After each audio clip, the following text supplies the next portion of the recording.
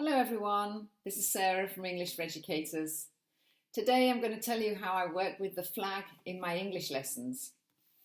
Many people have asked me how I work with the younger pupils and how I speak English to them when they've just started, not having much vocabulary.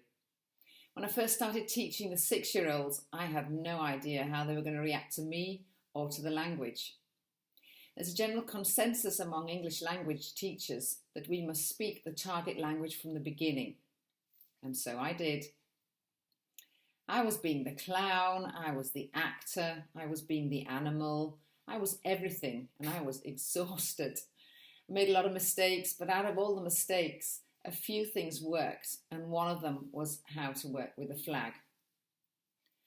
I made a flag with the British flag on one side, and as I work in Denmark, the Danish flag on the other, so I could physically show the kids when I was speaking English and when I was speaking Danish. This opened up for a lot of fun, but it also opened up for the possibility for me to change the language in the classroom if necessary. The two ways that I normally use the English flag are, the first way is if I need to explain rules for a game. I would take down the flag, and instead of using 10 minutes out of the 45-minute lesson explaining the game in English, I would turn it around and say, now I'm going to speak Danish. And then when they've understood the rules in Danish, I would turn the flag again and say, let's get started. The second way is if I need to correct behaviour that is disturbing the class. Sometimes the words, please be quiet, are not enough, and you have to get hold of a child and stop them in what they're doing. I do this in their mother tongue. So once again, I would take down the flag, I would turn it around, I would approach the child and talk to them in Danish. I never tell a child off in English. English is the language for fun and games.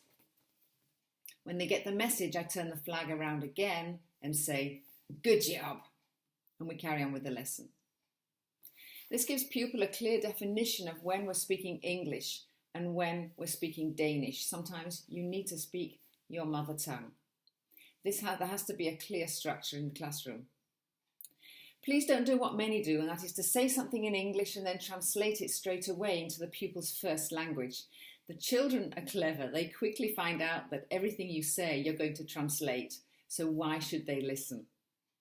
So to sum up the two ways that I use the flag, number one is to give instructions in Danish prior to doing the game in English.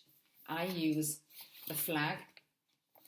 Number two, I correct behaviour in Danish and keep all the fun and games in English.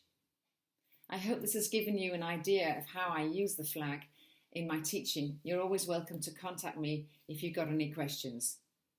See you soon.